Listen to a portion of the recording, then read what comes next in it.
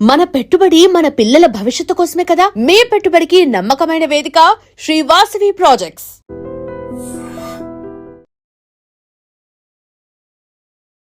Welcome to IG media. So జనరల్గా BP అంటే మనందరికీ తెలిసిందే 120/80 ఉంటే నార్మల్ లెవెల్స్ అని ఇలా ఫస్ట్ నుంచి మనకు తెలుసు. కానీ ఇప్పుడు బీపీ లెక్కలు మారాయి. 140/90 ఉన్న నార్మలే అంటున్నారు. వాస్తవం ఎంత? అసలు బీపీని మనం ఎలా చెక్ చేసుకోవాలి, మనం బీపీని తగ్గించుకోవాలంటే ఎటువంటి జాగ్రత్తలు తీసుకోవాలి, వివరాలు తెలుసుకుందాం. మనతో పాటు ఉన్నారు ప్రముఖ pulmonologist and critical care specialist doctor Ravindra గారు. డాక్టర్ గారు నమస్తే. నమస్తే డాక్టర్ గారు, బీపీ గురించి ఉన్న డౌట్స్ అసలు దేని గురించి ఉండవేమో. డయాబెటీస్లో కూడా అన్ని డౌట్స్ అడగము. బీపీ ఒక సైలెంట్ కిల్లరు. అది ఉందని తెలుసుకోకపోతే మనకి ప్రాణాలకే ప్రమాదం అని చెప్తూ ఉంటారు. బీపీ 120/80 ఉంటే నార్మలు, ఇప్పుడైతే 140/90 ఉన్న నార్మలే అంటున్నారు. లెక్కలు మారాయి అంటున్నారు. ఏం చెప్తారు డాక్టర్ గారు? ఇప్పుడు బీపీ అనేది యూనివర్సల్గా చాలా కామన్గా ఉండే జబ్బు. ఇది ఎవరికి వస్తుంది, ఎందుకు వస్తుంది అనేది తెలియదు. సో ఏ కారణం లేకుండా వచ్చే బీపీని ఎసెన్షియల్ హైపర్ టెన్షన్ అని అంటారు.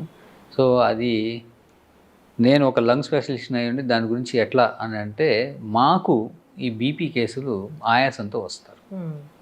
అలానే ఒబేసిటీ ఉన్నవాళ్ళు, షుగర్ ఉన్నవాళ్ళు, బీపీ మీద ఎక్కువ తగ్గట్లేదు అనేవాళ్ళు చాలామంది మా దగ్గరికి వేరే కారణాలకి వస్తారు. అది కారణం ఏంటంటే అబ్స్ట్రక్టివ్ స్లీప్ ఎపినియా, ఈ గురక వలన.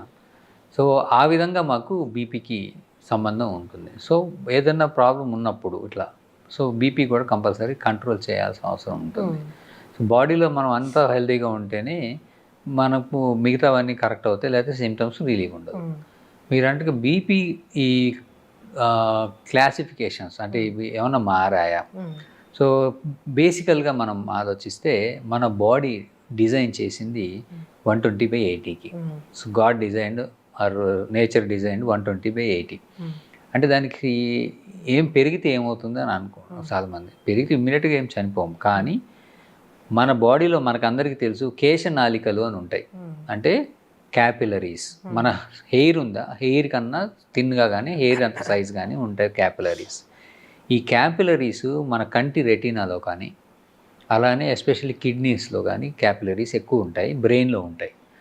ఇవి ఈ కేశనాళికలు అనేవి చాలా డెలికేట్ ఉంటాయి. కొన్ని బిలియన్స్లో ఉంటాయి. బిలియన్స్ అంటే కొన్ని వేలు, కొన్ని లక్షల్లో ఉంటాయి. వీటికి 120/80 దగ్గరే మన బీపీ ఉన్నప్పుడు కూడా మనం పుట్టినప్పటి నుంచి చనిపోయి రోజు కొన్ని అవి పగిలిపోతుంటాయి, హీల్ అవుతుంటాయి, కొన్ని తగ్గిపోతాయి. అందుకే మనం ముసలోళ్ళం అయ్యే కొద్దీ ఆ క్యాపిలరీస్ పోయి మనకి ఏజ్ పాటు పోతాయి కొన్ని. కానీ ఈ బీపీ అనేది కొంచెం పెరిగింది అనుకోండి, సో ఆర్గాన్ డ్యామేజ్ అనేది జరుగుతుంది. అయితే ఇప్పుడు ఎట్లా అంటే, ఇప్పుడు మనం పైప్ లైన్ చూస్తాం, ప్రెషర్ ఎక్కువైతే పగిలిపోతుంటాయి. సో చాలామందికి అర్థం కాని విషయం ఏంటంటే, ఈ బీపీ ఎక్కువైనా కానీ నేను 150/80, 160/90, 100 కూడా వేసుకొని తిరిగేస్తూ ఉంటారు. ఏమైనా అడిగితే నాకు బాగానే ఉంది కదా, నాకేం ప్రాబ్లం. ఆ ప్రాబ్లం వారికి ఆ క్షణానికి ఉండదు, లోపల ఆ కేశనాళికలు చచ్చిపోతూ ఉంటాయి. ఫర్ ఎగ్జాంపుల్ కొన్ని బిలియన్స్లో ఉన్న కేశనాళికలు అలా చనిపోతూ ఉన్నప్పుడు మనకి తెలిసే టైం వచ్చేసరికి కొన్ని సంవత్సరాలు పడుతుంది. ఆ సంవత్సరాల టైం తర్వాత మళ్ళీ తూచి ఇప్పుడు నేను బీపీ కంట్రోల్ చేసుకుంటాను అని నాకు ఆ కేశనాళికలు వెనక్కి రావాలంటే రావు. So that's called end organ damage. So memory loss రావటం, స్ట్రోక్, పగిలిపోయి రక్తనాళాలు చిట్లిపోయి మనకి పక్షవాతాలు రావడం, కంటిలో హైపర్టెన్సివ్ రెటినోపతి అని కళ్ళు చూపు పోవటం, రెటినా దగ్గర బ్లీడ్ అయిపోయి కేశనాళికల వలన. ఈ కిడ్నీలో ఈ క్యాపిలరీస్ పగిలిపోయి CKD, so flea eaten kidney అంటే లోపల డ్యామేజ్ అయిపోయి హైపర్టెన్సివ్ వలన వాళ్ళకి సీకేడీకి వచ్చేసి డయాలసిస్కి వెళ్ళిపోతారు, కిడ్నీ ఫెయిల్యూర్ అయిపోతారు. ఇవి కాక బీపీ ఎక్కువ ఉండటం వలన వాళ్ళకి, ఫర్ ఎగ్జాంపుల్ ఒకళ్ళు 150/90 ఉంది, సో వాళ్ళకి బాగానే ఉన్నాడు, కానీ వాళ్ళకి ఫ్లక్చువేషన్ ఆఫ్ మూడ్స్ ఉంటాయి, ఫ్లక్చువేషన్ ఆఫ్ ఎమోషనల్ థింగ్స్ ఉంటాయి. కొంతమంది కోపం వస్తుంది, కొంతమంది భయం వేస్తుంది, కొంతమంది ఎక్సర్సైజ్ చేసి పరిగెత్తాల్సి వస్తుంది, కొంతమందికి బరువులు ఎత్తాల్సి వస్తుంది. ఇలా డిఫరెంట్ థింగ్స్ లైఫ్ స్టైల్లో నడుస్తుంటాయి. కాబట్టి అప్పుడు బీపీ పెరగాల్సిన అవసరం ఉంటుంది. వాళ్ళకి 150, 160 ఆల్రెడీ ఉందంటే ఇంకా పెరిగింది, ఆ క్షణానికి కొలాప్స్ అయిపోవచ్చు. సో బీపీ కంట్రోల్ అనేది ఉంచుకోవడం అనేది అవసరం మనం నార్మల్గా. ఒకటి ఎండ్ ఆర్గన్ అవ్వకుండా, రెండు ఇలాంటివి ఏమీ అవ్వకుండా. అలానే ఈ హై బీపీతో మనకి ఈ బ్లడ్ ఫ్లో అవుతున్నప్పుడు బ్లడ్ వెజల్స్ డ్యామేజ్ అవుతాయి, పెద్దవి మేజర్ అక్కడ ప్లేక్ ఫార్మేషన్ ఎక్కువ ఉంటుంది. ఈ ప్లేక్ ఫార్మేషన్ ఉండటం వల్ల హార్ట్ అటాక్స్ రావటం, స్ట్రోక్స్ రావటం ఇలాంటివి కూడా జరుగుతాయి. సో బీపీ 120/80 అనేది నార్మల్. కాకపోతే ఈ చేంజెస్ అనేవి మరి ఎంత ఉన్నాయో తెలియదు, కానీ 80 years అండ్ అబోవ్ అయితే అప్పుడు 140/90 ఉన్న నార్మల్ కిందే. అడల్ట్స్ అండ్ యంగ్ పీపుల్ వాళ్ళందరూ 120/80 కిందే చూడాలి. అయితే 140/80 ఉంటే మరి ట్రీట్ చేసుకోవాలా? సో స్టేజ్ 1 కిందకు వస్తుంది. సో స్టేజ్ 1 కొన్ని మైల్డ్గా అయిపోయింది. Observation, diet changes, life style modifications ఇలాంటివి చేసుకోవడం మంచిది. 140 కన్నా దాటి కన్సిస్టెంట్గా ఉండి సమ్ సిమ్టమ్స్ ఏమైనా ఉంటే వాళ్ళకి ట్రీట్ చేయాల్సి వస్తుంది. ఒక్కొక్కసారి ఈ 80 మారుతూ ఉంటుంది కదా, 80 పెరుగుతూ ఉంటుంది, అది డయాస్టోలిక్ అంట. So diastolic, systolic. సో చిన్న వాళ్ళకి ఏంటంటే డయాస్టోలిక్ బాగుంటుంది, ఏజ్ పెరిగే కొద్దీ డయాస్టోలిక్ పడిపోతుంది బికాస్ ఆఫ్ వెజల్ స్టిఫ్నెస్ మారటం వల్ల. సో ఇది కొంతమందికి ఐసోలేటెడ్ డయాస్టోలిక్ బీపీ ఉంటుంది, కొంతమందికి సిస్టోలిక్. యూజువల్గా బీపీ అంటే systolic BP. So systolic, diastolic రెండు వచ్చినా కూడా దాన్ని ఎసెన్షియల్ కింద అంటారు. రెండు పెరుగుతాయి, లేదా ఓన్లీ సిస్టోలిక్ బీపీ రావచ్చు, ఐసోలేటెడ్ సిస్టోలిక్, ఓన్లీ డయాస్టోలిక్ కూడా ఉండొచ్చు. So depending on the reading టైప్ని బట్టి వాళ్ళు దానికి తగ్గట్టుగా వాళ్ళు ట్రీట్మెంట్ తీసుకోవాల్సి ఉంటుంది. మందులు వాడాల్సిందే. 120/80 కన్నా అంటే మనకి ట్రీట్మెంట్ ఆప్షన్ 120 to 140 దాకా మనకి ప్లే చేసుకోవచ్చు. సో కాన్స్టాంట్గా 130 ఉంటుంది, ఓకే, యాక్సెప్టబుల్, పెద్ద డ్యామేజ్ ఏమి ఉండదు. బట్ కాన్స్టాంట్గా 140 అండ్ అబోవ్ తగులుతుంది, తీసుకోవాలి. అయితే ఇందులో కూడా చాలా ట్రిక్స్ ఉన్నాయి. ఎట్లా అంటే బీపీ అనేది మనకు తెలియకుండా 140 అబోవ్ అనేది చాలా టైమ్స్లో వస్తుంది. ఎట్లా అంటే కొంతమంది సిగరెట్ తాగుతారు, తాగిన 4-5 hours వరకు, 6 hours వరకు బీపీ ఎక్కువ ఉంటుంది. ఆల్కహాల్ తాగిన చాలాసేపు వరకు బీపీ ఎక్కువ ఉంటుంది. ఆ టైంలో మనం చెక్ చేసుకున్న వేస్ట్.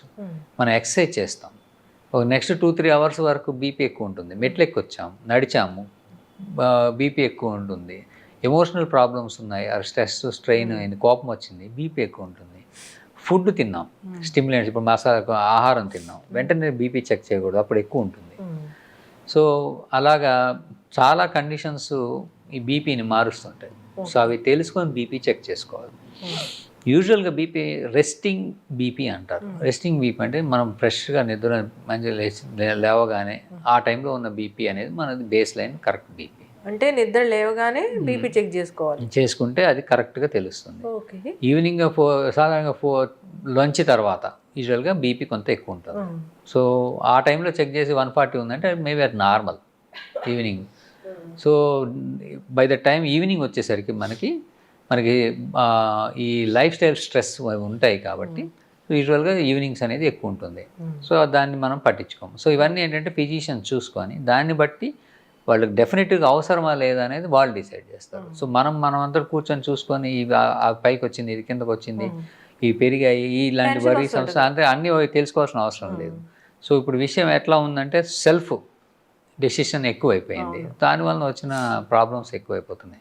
సో చాలామంది ఏం చేస్తున్నారు, వాళ్ళకే వెళ్తారు, వాళ్ళే టెస్ట్ ఇస్తారు, ఇచ్చేసి వాళ్ళే టెస్టులు తీసుకొని వచ్చి చదివేస్తారు. పక్కన నార్మల్ వాల్యూస్ ఉంటాయి, దాన్ని చూసి కంపేర్ చేసుకుంటారు. సో చేసుకొని వాళ్ళే ఒక ఇమాజిన్ చేసుకొని దాన్ని కొన్ని రోజులకు ఒక యాంటీబయాటిక్ కూడా వాడేస్తారు, కొన్ని వాడేస్తారు. సో యూజువల్గా ఏంటంటే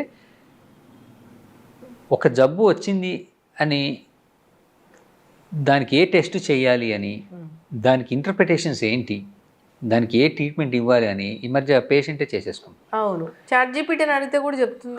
బట్ దిస్ ఈజ్ నాట్, ఇది వేరే ఏ కంట్రీలో లేదు, ఒక ఇండియాలోనే ఉంది. So this is because of government problem. So life is precious అని చెప్తూనే we are doing so many wrong things where it becomes hazardous. చాలామంది చనిపోతున్నారు ఇలాగా self medication, self treatment, self pain killers antibiotics అయితే. సో ఇట్లావన్నీ చేసుకొని డెత్ అయితే ఉన్నాయి. సో అవి ఎంతవరకు ఉన్నాయనేది మనకి డేటా తెలియదు, but we are seeing many cases. So ఇందులో కూడా బీపీ దగ్గరికి వచ్చేసరికి కూడా సో ఆ ఫ్యాక్టర్స్ అనేవి అన్నీ అందరికీ తెలియడానికి ఛాన్స్. హెల్త్ కేర్ ఉన్న వాళ్ళకి తెలుసుకోవాల్సిన, వాళ్ళు అదే పని మీద ఉంటారు కాబట్టి. సో వాళ్ళ పర్యవేక్షణ అట్లీస్ట్ 1 or 2 వెళ్తే తెలుస్తాయి. దెన్ మీ షెడ్యూల్ పిక్ చేసుకొని తర్వాత దాన్ని ఫాలో అయ్యి సెల్ఫ్ మేనేజ్మెంట్ ఆఫ్ డిసీజ్ అంటారు ఎప్పుడైనా కానీ. సో ఫస్ట్ ముందే ఎక్స్పెరిమెంట్ చేయకుండా know the disease, then know the facts, staging of your disease ఎలా ఉంది, ఫ్యూచర్ అట్లా ఏం చేసుకోవాలి, what are the risk factors మనం అన్నీ తెలుసుకోవాలి.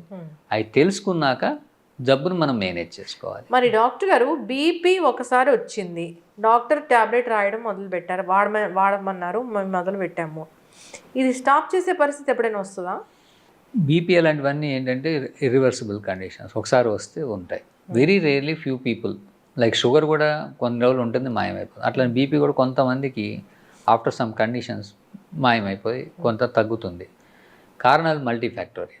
ఎలాంటి వాళ్ళు షుగర్ కంట్రోల్లో పెట్టుకొని బరువు తగ్గిపోయి డైట్ చేంజ్ చేసుకొని, సో స్ట్రెస్ లెవెల్స్ మారిపోయి, ప్రొఫెషన్ మారిపోయి, వాళ్ళకి ఏదో ఒక ఫ్యాక్టర్ అది కాజ్ చేసి వెళ్ళిపోయినాయి అనుకోండి, వాళ్ళు నార్మల్ అయ్యి చాలామంది బీపీ మందు వేసుకోకుండా కొన్ని సంవత్సరాలు బాగానే ఉంటారు. సో అలా వెళ్ళిపోవాలని 100లో ఒకరిద్దరికి జరుగుతుంది, 6,000లో కొంతమందికి అవుతుంది. మిగతా వాళ్ళందరూ కూడా అట్లానే అవుతుంది అనుకుని మానేస్తే మాత్రం వాళ్ళకే నష్టం జరుగుతుంది. సో బీపీ అనేది వచ్చింది ఉందా చెక్ చేసుకోవాలి రెగ్యులర్గా. ఈ చెక్ చేసుకుంటూ బీపీని దాన్ని బట్టి వాళ్ళు డెసిషన్ తీసుకోవాలి. అయితే చాలామంది నేను గమనించాం, మాకు వచ్చేవాళ్ళు ఈ ఆయాసంతో వస్తారు, బీపీ మంది వేసుకున్నారు, సార్ బీపీ చూసుకుంటే నార్మల్ ఉందని మానేసామన్నాడు. వాళ్ళు ట్యాబ్లెట్స్ వేస్తుంటే నార్మల్ ఉంది, సో దాన్ని మానేస్తారా, దానికి తెలియకుండా పెరుగుంటుంది, ఆయాసాలు వచ్చేస్తాయి. సో బీపీ మందు అనేది వేస్తే నార్మల్ ఉంది అంటే మందు సరిపోయింది డోస్ అని. సో మందు డోస్ సరిపోయి బీపీ నార్మల్ అయిందని డోస్ తగ్గించకూడదు, అంతే మెయింటైన్ చేయాలి, రెండు మానేయకూడదు. ఈ రెండు చాలా మంది చేస్తుంటారు లైఫ్ స్టైల్. ఇంకొకటి, మీలాంటి డాక్టర్ల దగ్గరికి వస్తే ఒక ట్యాబ్లెట్ రాస్తే దాన్ని ఏళ్ల తరబడి వాడుతూ ఉంటారు, మళ్ళీ మధ్యలో ఫాలోఅప్కి వెళ్ళకుండా. అది ఇండియాలో చాలా ఎక్కువ అయిపోయింది. సో ఈవెన్ 5 years 6 years కూడా వాళ్ళు అదే ప్రిస్క్రిప్షన్ తీసుకెళ్ళి మందులు వాడేస్తున్నారు. This is again government policy problem.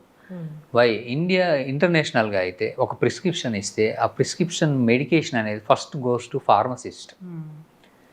Pharmacist. ఎందుకంటే మెడిసిన్స్లో చాలా క్లాసిఫికేషన్స్ ఉంటాయి.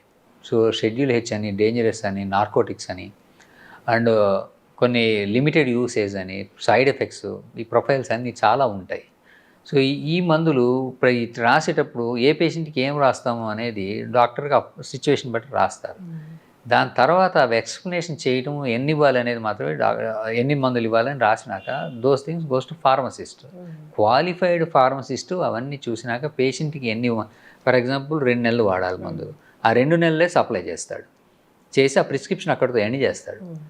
ఎందుకంటే చేసే ముందు వాళ్ళకి ఆ సైడ్ ఎఫెక్ట్స్, ఆ మందులు ఎప్పుడు వేసుకోవాలి, విత్ ఫుడ్ వేసుకోవాలా, ఆఫ్టర్ ఫుడ్ వేసుకోవాలా, ఖాళీ పొట్ట మీద వేసుకోవాలా, ఇట్లా అన్నీ ఎక్స్ప్లెయిన్ చేస్తూ సైడ్ ఎఫెక్ట్స్ కూడా మీకు ఈ లక్షణాలు కనబడితే మందు ఆపాలి, డేంజరస్ అన్నీ చెప్పి సైన్ తీసుకొని ఎండ్ చేసి ఇస్తారు.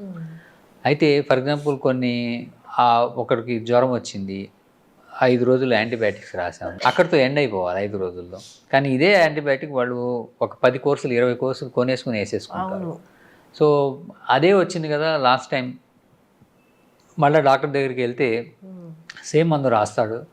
సో అనవసరంగా వెళ్ళడం ఎందుకు, ఇదే ప్రిస్క్రిప్షన్ తీసుకెళ్ళి వాడేద్దాం.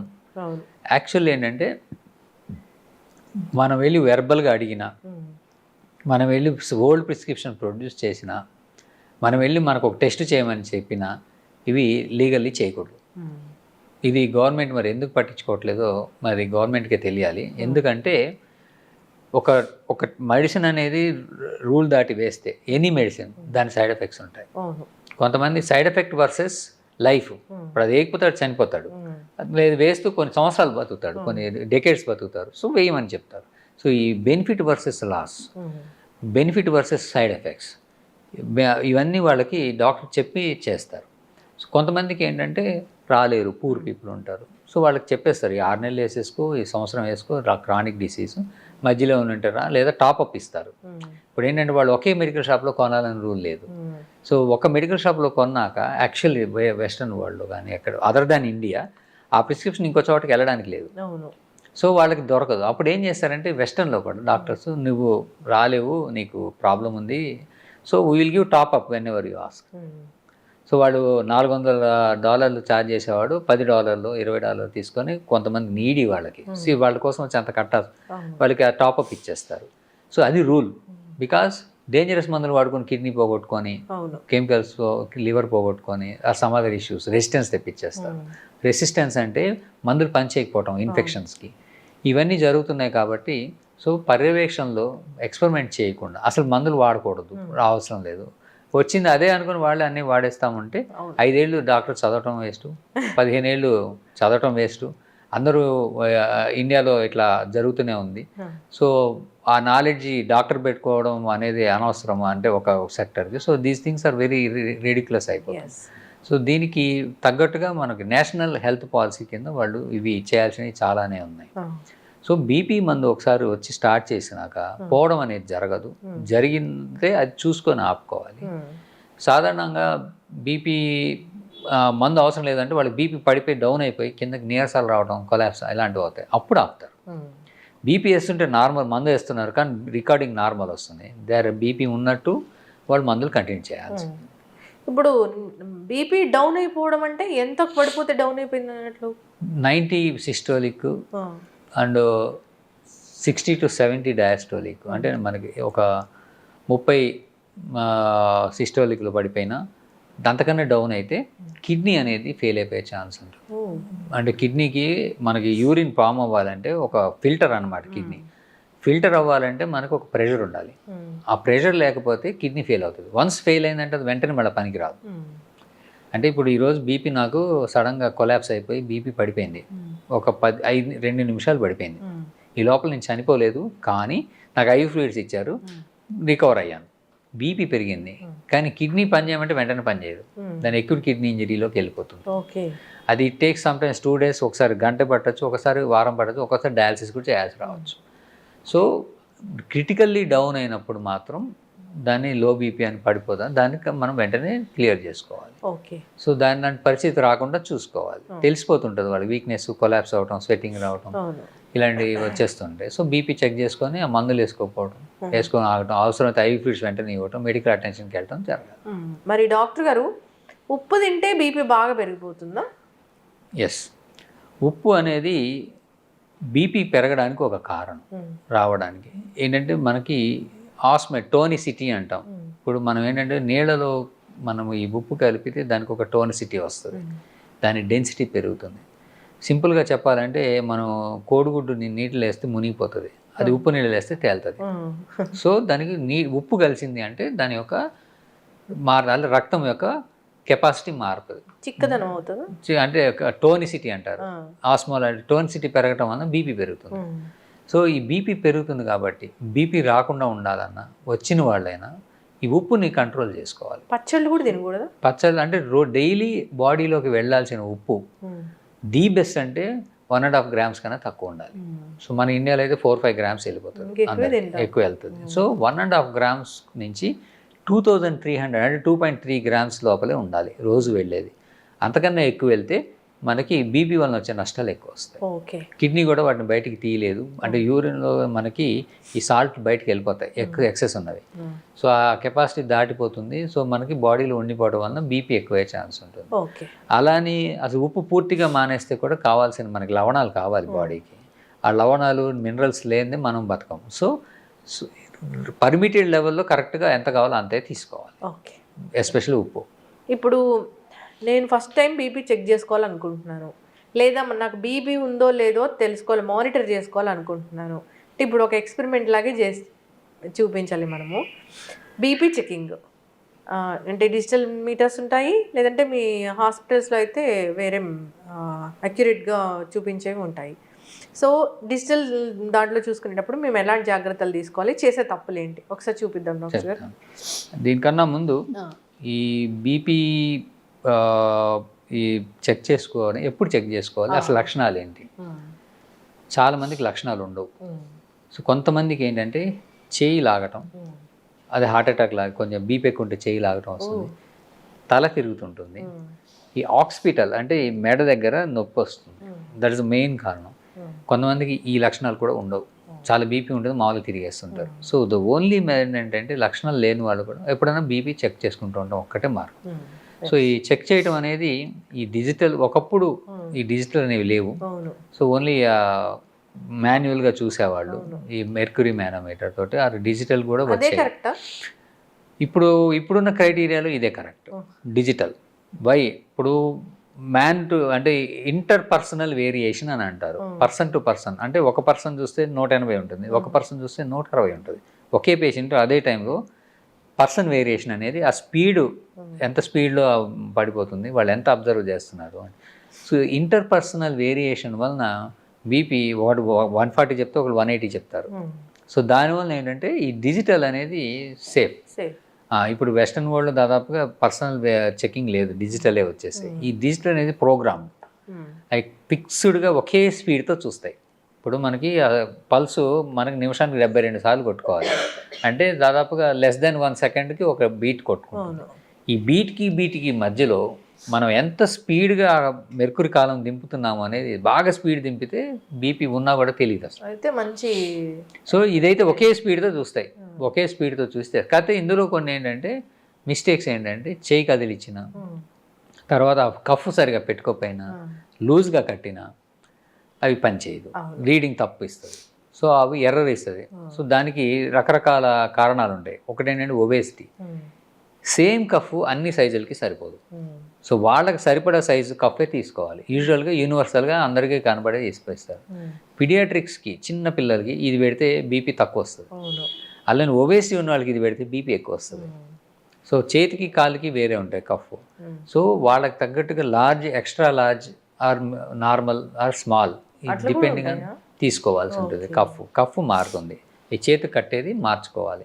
యూజువల్గా ఏంటంటే నార్మల్ వెయిట్ ఉన్నవాళ్ళు, లైట్ ఒబేసిటీ ఉన్నవాళ్ళు, అంటే చేయి లావు లేని వాళ్ళు ఈ దీంతో సరిపోతుంది. కానీ కొంతమంది ఏం చేస్తారంటే లూజ్, ఆ చేయి తిరిగిపోతుంటుంది కఫ్ కట్టినా కూడా. అలా తిరిగిపోతూ ఉంటే కనుక ఆ రీడింగ్ కరెక్ట్ కాదు. అలానే position of the cuff. Position ఏంటంటే ఇప్పుడు మనకి చేతి మడుతుంది కదా, ఇది చేయి దండం అంటాం. ఈ చేయి దండానికి కరెక్ట్గా మిడిల్ పార్ట్లో కట్టాలి. అంటే కిందకి కట్టద్దు, పైకి కట్టద్దు, మిడిల్ పార్ట్. అంటే 1, 2, 3 పార్ట్స్ చేస్తే ఈ మిడిల్ పార్ట్లోనే కట్టాలి. కిందకి కడితేనేమో ఈ జాయింట్ మీదకి వస్తుంది, మనకి తెలియదు. పైకి కడితేనేమో ఈ మధ్యలో డిస్టర్బెన్స్ వచ్చేసి తెలుసు. సో మిడిల్లో కడితే వచ్చే రీడింగ్ కరెక్ట్ ఉంటుంది. అలానే ఆ కఫ్లో మనకి ఈ బీపీ మెజర్ చేసే బెలూన్ ఒకటి ఉంటుంది. ఆ బెలూన్ పొజిషన్ కూడా ఇంపార్టెంట్. ఆ బెలూన్ వచ్చి మన ఆర్టరీ మీదే పడాలి. మనకి ఇక్కడ రక్తనాళం వెళ్తుంది. ఆ బెలూన్ ఆపోజిట్లో కడితే బీపీ సరిగా తెలవదు. సో ఇవన్నీ ఎక్కువ వస్తుంది బీపీ ఒకసారి. సో అవన్నీ స్మాల్ అండ్ ప్రతి ఒక్క విషయం తెలుసుకోకుండా మనము చేస్తే ఎక్కువ వచ్చింది తక్కువ వచ్చింది అనుకో, ఇంకా టెన్షన్ ఎక్కువ. అలానే డిజిటల్ది పెట్టినప్పుడు యూజువల్గా 2 సార్లు 3 సార్లు చెక్ చేసుకొని దాని యావరేజ్ తీసుకోవడం బెటర్. ఫస్ట్ తీసుకోకూడదు అసలు. తీసుకోవచ్చు, కానీ ఏంటంటే 2 సార్లు 3 సార్లు చెక్ చేసుకొని డిఫరెంట్ టైమ్స్లో కూడా చెక్ చేసుకొని వాటి యావరేజ్ తీసుకోవడం మంచిది ఎప్పుడైనా. బట్ కట్టేటప్పుడు మాత్రం అవన్నీ ఫిక్స్డ్గా మనం చేసుకోవాలి. చూపిద్దాం డాక్టర్ గారు. ఈ బీపీ ఎవరికి వాళ్ళ ఇంట్లో చెక్ చేసుకునేటప్పుడు ఈ బీపీ కఫ్ గురించి కొంత మనం తెలుసుకోవాలి. ఇక్కడ చూస్తే ఈ బీపీ కఫ్ మీద ఒక పిక్చర్ ఇచ్చాడు. ఈ ఆర్మ్ సర్కంఫరెన్స్ ఇప్పుడు అందరికీ ఒకటే కాదు, ఇది 32 సెంటీమీటర్స్ సర్కంఫరెన్స్ 22 ఇంచ్ దాకా పనిచేస్తుంది. అంటే టూ మచ్ ఒబేసిటీ ఉండి 100 కేజీలు ఉన్న వాళ్ళకి ఇది పనిచేయదు. సో యావరేజ్ అడల్ట్కి ఇది పనిచేస్తుంది. 2, ఎప్పుడైనా ఈ కఫ్ బిగించేటప్పుడు టైట్గా బిగించకూడదు, లూజ్గా బిగించకూడదు, మీడియం టైట్నెస్ అంటే ఒక మోస్తరుగా పెట్టాలి. తర్వాత ఈ కఫ్ ఎక్కడ పెట్టాలి అనేది మనకి ఇక్కడ ఒక లైన్ ఉంది. ఈ మడత, చేతి మడతకి 2 సెంటీమీటర్ల పైన వచ్చేటట్టుగా కట్టుకోవాలి. ఈ 2 సెంటీమీటర్ మరీ కిందకు వచ్చినా బాగా పైకి వెళ్ళినా ఈ రీడింగ్ తేడా వస్తుంది. తర్వాత ఈ కఫ్ కట్టినప్పుడు ఈ కఫ్ అనేది మనకి ఈ కఫ్ ఏదైతే కడతామో అది మన గుండె లెవెల్లో ఉండాలి. ఇప్పుడు ఇది కట్టి నాకు ఇట్లా చెయ్యి ఎత్తారనుకోండి మారిపోతుంది. సో ఇది గుండె లెవెల్లో లేదు. సో హార్ట్ లెవెల్లో ఉండాలి. పడుకున్నా కూర్చున్నా మనం నిలబడిన హార్ట్ లెవెల్లో ఉండాలి. తర్వాత ఈ కట్టేటప్పుడు మనకి బీపీని కొలిచే పార్ట్ ఇక్కడే ఉంటుంది, ఇంత పార్ట్. మిగతాదంతా ఓన్లీ కట్టడానికి కోసం. సో అందులో వీళ్ళు ఇక్కడ ఒక చిన్న మార్క్ ఇచ్చారు, ఆర్టరీ, ఏఆర్టీ. ఈ ఆర్టరీ అనేది ఈ పాయింట్ అనేది సాధారణంగా మనకి చేతిలో మనకి బ్లడ్ నరం అనేది పల్స్ తెలిసేది ఇక్కడి నుంచి వెళ్తుంది. సో ఈ పార్ట్లోనే అది ఉండాలి, ఇటు వస్తే పనికిరాదు. సో దాన్ని చూసుకొని ఇవన్నీ చూసుకొని దాన్ని బట్టి రీడింగ్ చేసుకోవాలి. ఓకే. సో ఇప్పుడు కరెక్ట్గా చూడాలంటే నేను పెడతాను చూడండి. ఇప్పుడు ఈ చెయ్యి దూర్చినాక ఈ ఆర్టరీ అని ఉంది కదా, ఈ ఆర్టరీ అనేది ఇక్కడ ఈ ఆర్టరీ దగ్గర, సో దాదాపుగా 2 సెంటీమీటర్ల పైకి పెట్టాను, ఆర్టరీ దగ్గర పెట్టాను. దెన్ టైట్గా పెట్టాలి. ఓకే. టైట్ అండ్ మరి రక్త సరఫరా ఆగిపోయేంత టైట్గా కాదు, అలా అనేది కాదు. యూజువల్గా ఏంటంటే ఈ పార్ట్ ఊడొస్తా ఉంది. దిస్ వన్ ఏంటంటే ఎప్పుడైనా ఊరికి వెళ్ళినప్పుడు వాటిని తీసుకోవడానికి, క్లీన్ చేసుకోవడానికి, మామూలుగా అయితే తీయాల్సిన అవసరం లేదు. సో ఇది వేసినాక దీన్ని మనం చెయ్యిగా పూర్తిగా కదిలించకూడదు. ఇది స్టార్ట్ చేసిన దాని టైం తీసుకున్నప్పుడు చెయ్యి కదిలిస్తున్నా, మనము మాట్లాడుతున్నా, తిరుగుతున్నా రీడింగ్ మారిపోతుంది. ఓకే. సో చెయ్యి కదిలించకుండా మనం ఇది ప్రెస్ చేసి వెయిట్ చేయాలి. సో ఇది ఆటోమేటిక్గా రీడింగ్ స్టార్ట్ అవుతుంది. సో కఫ్ నొక్కుతుందా, ప్రెషర్ వస్తుంది. సో వచ్చినప్పుడు ఇంకా చెయ్యి కదిలించకూడదు, మనం ప్రశాంతంగా ఉంటే అదే ఆటోమేటిక్గా రీడింగ్ అదే ఇచ్చేస్తుంది. అంటే ఆ చెయ్యి అట్లా కిందకైనా ఉండొచ్చు, ఎట్లా కిందకు ఉండొచ్చు, కొంచెం ముందుకు ఉండొచ్చు టేబుల్ మీద. సో ఇది తీసుకొని ఈ రీడింగ్ అనేది మనము తీసుకొని చూసుకోవచ్చు, అది వస్తుంది. సో చెయ్యి కదపకూడదు, మనం మిషన్ని చెయ్యి ఎట్లయినా ఉండొచ్చు, కానీ ఇది కట్టింది ఇది హార్ట్ లెవెల్లో ఉండాలి. రీడింగ్ స్టార్ట్ చేసినప్పుడు ఎక్కువ కదిలిస్తూ ఉంటే తప్పు రీడింగ్ వస్తుంది. కాళ్ళు కిందకే ఉండాలి. చాలా మంది కాళ్ళు అట్లే పడుకొని ఉండొచ్చు, కూర్చొని ఉండొచ్చు, అదేం ప్రాబ్లం. నిలబడి కూడా ఉండొచ్చు. అయితే అవి ఫస్ట్ టైం చెక్ చేసినప్పుడు కాళ్ళకి, కుడి చేతికి ఎడం చేతికి డిఫరెన్స్, చేతికి కాలికి డిఫరెన్స్, కూర్చుని ఉన్నప్పుడు నిలబడి ఉన్నప్పుడు డిఫరెన్స్, ఇవన్నీ చాలా చూస్తారు. అది ఫిజిషియన్ చూస్తారు. మనం ఇంట్లో చూసుకునేది ఇప్పుడు దానికి 150/90, 135/94 వచ్చింది, పల్స్ 74. సో ఇదే పల్స్ మళ్ళీ ఇంకోసారి రీకన్ఫర్మ్ అట్లానే చేసుకోవడం మంచిది. మళ్ళీ నొక్కాను. So at least 2 to 3 times check చేసుకొని ఆ వచ్చిన యావరేజ్ చేసుకుంటే యూజువల్లీ బెటర్. లేదంటే అది ఒకసారి చేయి కదిలిందని రాకపోవటం, అయితే ఒకసారి పెట్టినప్పుడు ప్రతిసారి ఎర్రర్ అని వస్తుంది. ఎర్రర్ అని వస్తుంటే కనుక డాక్టర్ దగ్గరికి వెళ్ళి చెక్ చేసుకోవాలి. అంటే ఎర్రర్ అంటే అది చెక్ చేయట్లేదు, సరిగా రావట్లేదు. వీళ్ళకి బీపీఎన్ ఎక్కువ ఉండాలి, లేదా ఆ కఫ్ సరిగా సెట్ అవ్వకపోతుండి ఉండాలి. సో సమ్ ఏదో కారణాల వల్ల ఎర్రర్ అని వస్తుంది, ఈ అని వస్తుంది. అప్పుడు డాక్టర్ దగ్గరికి వెళ్ళి చెక్ చేసుకోవాలి. ఎర్రర్ వచ్చిందంటే వాళ్ళకి బీపీఎన్ ఎక్కువ ఉండాలి, వేరే మల్టిపుల్ కారణాలు. సో అవి ఏంటి అనేది వాళ్ళు చెక్ చేసుకుంటారు. సో 130/90. సో ఇందాకట్లానే దాదాపు అంటే 5 ప్రతిసారి ఒకటే రాదు, గుప్పిడి గింజలు తీసేది. సో మనం విల్ కన్సిడర్ ఇట్ అది 130/90. అంటే ఇప్పుడు ఇది మధ్యాహ్నం తీస్తున్నాం కదా, ఈవినింగ్ ఇప్పుడు దాదాపుగా ఒక కాఫీ టీ తాగుంటాడు, భోజనం చేశాడు. So this is a normal BP purpose. So 130/90 symptoms ఏమి లేవు కాబట్టి వీ కన్సిడర్ అన్నాడు, దాన్ని నోట్ చేసేసుకోండి. ఇది నార్మల్. సో పెట్టేటప్పుడు టైట్గా ఉండాలి, ఇవన్నీ వాళ్ళు చూసుకోవాలి. కఫ్ ఎవరి సైజు, అడల్ట్ సైజా కాదా, ఈ level of fixing heart level దగ్గర మిడిల్ ఆఫ్ ద ఆర్మ్లో పెట్టుకోవాలి, ఈ గ్యాప్ చూసుకోవాలి. ఈ ఆర్టరీ మార్క్ ఆర్టరీ మీదే ఉండాలి, ఆర్టరీ, దెన్ అది కరెక్ట్ రీడింగ్ వస్తుంది. ఓకే, చక్కగా చెప్పారు డాక్టర్ గారు. అలా కాకుండా ఎలా పడితే అలా చెక్ చేసుకొని బీపీ ఉందని లేదా బీపీ లేదని ఇలా చెప్తూ ఉంటారు. డాక్టర్స్ కూడా రాంగ్ మెసేజ్ ఇస్తూ ఉంటారు. ఇదైతే పర్ఫెక్ట్గా మనం ఎలా మెజర్ చేసుకోవాలి ఏంటి అనేది. బీపీ ఎప్పుడైనా ఎర్లీ మార్నింగ్ మనం నిద్ర లేస్తానే బీపీ చెక్ చేసుకోవాలి. Resting BP best option, best BP అది. అలా అని కాకుండా డేలో డిఫరెంట్ టైమ్స్లో చెక్ చేసుకొని దాన్ని బట్టి మనకు బీపీ ఉందో లేదా డాక్టర్ డిసైడ్ చేస్తాం. ఓకే, ఎస్, చక్కగా చెప్పారండి. ఇప్పుడు బీపీ టాబ్లెట్స్ అనేవి డాక్టర్ గారు అదొక పెద్ద డౌట్. ఇప్పుడు మార్నింగ్ వేసుకోవాలా, ఈవినింగ్ వేసుకోవాలా? ఎప్పుడైనా 24 hours పనిచేస్తాయి బీపీ టాబ్లెట్స్ అని. అంటే ఇప్పుడు సాధారణంగా ఏంటంటే అందరూ మార్నింగ్ వేసుకుంటారు. ఎందుకు కారణం ఏంటంటే మనం ఈవినింగ్ వేస్తే నిద్రలో దాదాపుగా మనకు బీపీ తగ్గిపోతుంది, స్ట్రెస్ ఉండదు, స్ట్రెయిన్ ఉండదు, రెస్ట్లో ఉంటాం.